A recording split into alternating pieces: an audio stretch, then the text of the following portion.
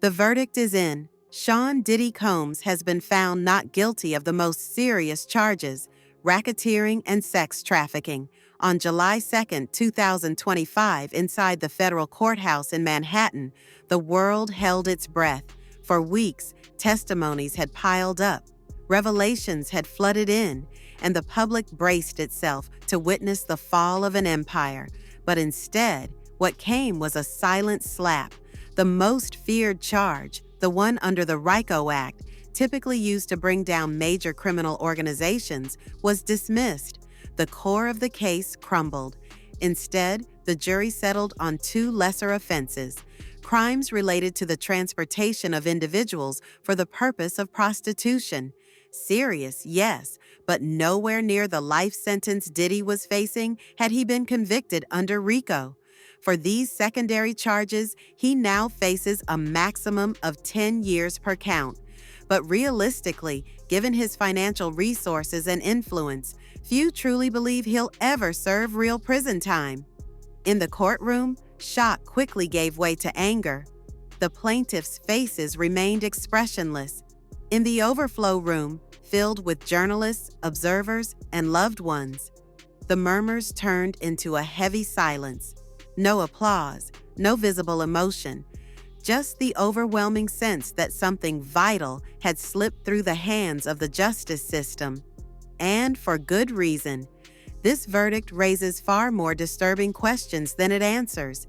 This is not just about a man being partially convicted. It's about understanding how, despite the gravity of the accusations, the volume of testimony, and the media firestorm, such a case deflated to the point where the most crucial charge was simply abandoned. From the first hearings, some observers saw it coming. The government's case was fragile. The prosecution relied on only two predicate acts, the bare minimum required to trigger RICO proceedings. 2. That's legal but risky. No strong financial evidence, no mapped-out criminal network, no clear links connecting the alleged events to an organized enterprise. Just isolated stories, powerful emotions, yes, but legally, not enough.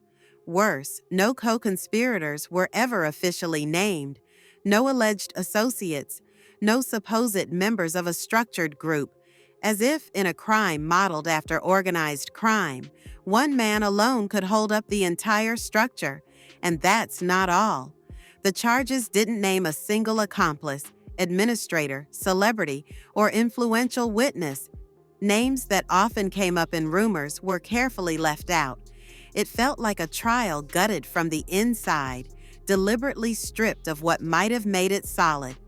This strategy sparks a troubling question. Why build such a fragile case for such a high-profile trial? Why weren't more witnesses called? Why weren't insiders brought in to testify?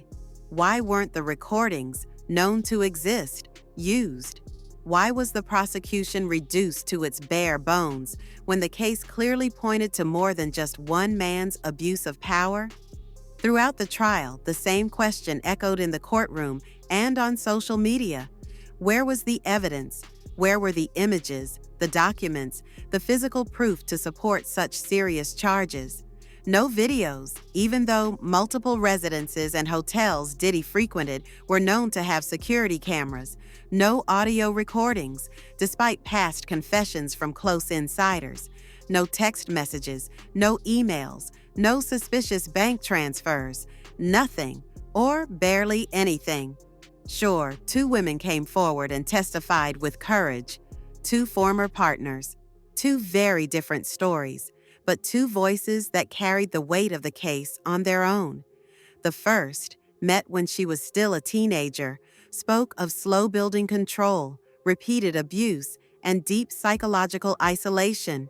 She described an atmosphere of intimate terror, a daily life under domination. Her words, though painful, came across as clear, consistent, restrained. The second woman divided public opinion, also a former partner, but one who remained close to Diddy well after the events she denounced. She allegedly continued to benefit from his financial support and even went back to him several times. This ambiguity confused the public. Some saw it as a sign of inconsistency. Others saw it as proof of ongoing psychological control, of toxic bonds that defy logic. But ultimately, that very duality blurred the message. Instead of exposing a structured system, the case was reduced to a battle of personal stories. The prosecution failed to link the testimonies to a broader mechanism of abuse or show a repeating pattern coordinated by a network. It relied on two individual paths, but never painted the bigger picture expected from a RICO trial. The result? Powerful stories, treated as isolated incidents. And faced with that, the defense barely had to move. That was another striking feature of this trial, the cold, calculated posture of Diddy's legal team. Not a single witness called, no counter-investigation, no theatrical strategy, just procedural motions, technical reminders, and targeted objections on evidence admissibility. Their strength? Letting the jury feel, on their own, that the government had no real case. There was no need to counterattack because the case was collapsing all by itself. This strategic passivity became a demonstration in itself, not a moral victory, but a tactical one. The defense quietly highlighted the fragility of the case. No need to persuade. They simply let the opposing side exhaust itself into irrelevance until the inevitable verdict. And meanwhile, other names, other facts, other investigative leads were kept carefully out of sight.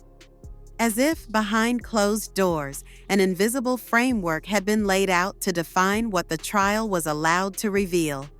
Limits drawn from the start. Silences repeated so often, they ended up making more noise than any speech. Some observers don't just see this as a failed trial, but as a staged performance. A courtroom drama whose boundaries were set ahead of time, designed to capture public attention without triggering a full-scale detonation. A controlled operation where a few revelations are allowed, but never the most damaging ones. Certain names circulated, but only outside the courthouse walls. One woman in particular, a discreet figure in Diddy's circle, had reportedly managed his travel, his business affairs, and according to multiple sources, played a key role in organizing his private parties. Yet she was never called to testify. Not one question, not one mention. Her absence, like that of several high-profile figures, spoke volumes about the unspoken limits placed on this trial. Why these blind spots? Why so much caution? Why the refusal to open certain doors? Perhaps because behind the Diddy case lies something deeper, a web of relationships, influence, and exchanged silences, bought for stability. Several commentators speculated, without being able to prove it, about the existence of compromising videos, footage captured in private residences, sensitive recordings used as blackmail.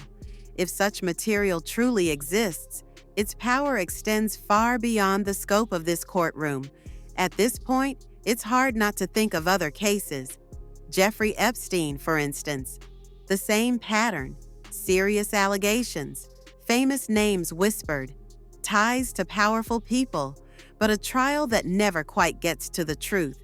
A justice system that plays it safe, closed files, forgotten witnesses, silenced connections.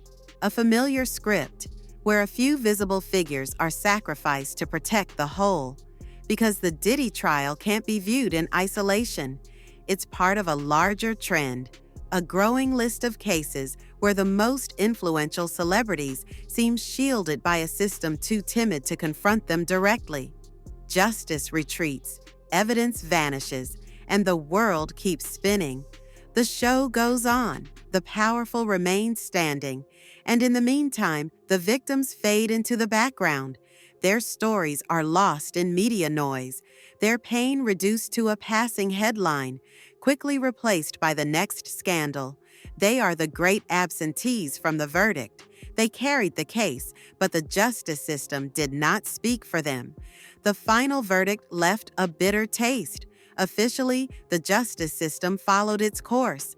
Officially, an independent jury decided. But to many, this feels less like a conclusion and more like surrender. Behind this decision lies a broader truth, a system still unable or unwilling to confront those with wealth, power, and the right connections. Diddy won't be convicted on the most serious charges. He escapes a life sentence. He avoids the stigma of a RICO conviction. And though he remains technically guilty of 2 prostitution-related offenses, no one seriously believes he'll serve meaningful jail time. Too rich, too famous, too well-connected. The imbalance is glaring. An ordinary citizen facing the same charges would likely have been jailed from the very first complaint. They'd have awaited trial behind bars. No press conferences, no army of high-profile lawyers, no media influence to shape public opinion. But here, the justice machine, so often ruthless with the vulnerable, suddenly appeared hesitant, timid, almost indulgent. So this is no longer just about a man on trial. It's about a 2-tiered system where fame acts as a shield, a system where public image sometimes matters more than facts, where power protects better than truth. And that realization, more than a judicial scandal, is a warning sign for society at large. Because this trial isn't an isolated episode.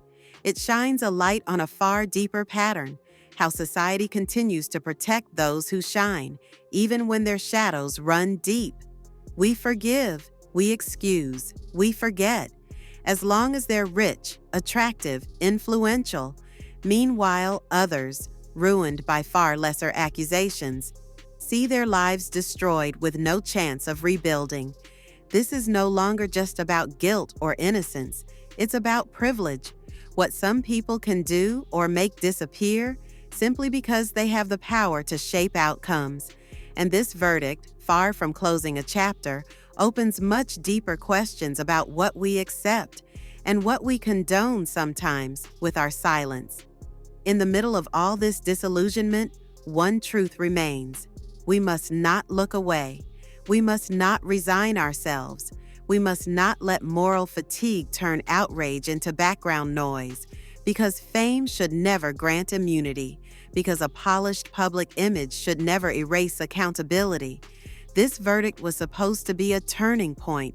It was meant to be the climax of years of rumors, hidden pain, buried trauma. It should have been the moment justice finally stood tall against power. But instead, silence won. A heavy, organized, almost institutional silence.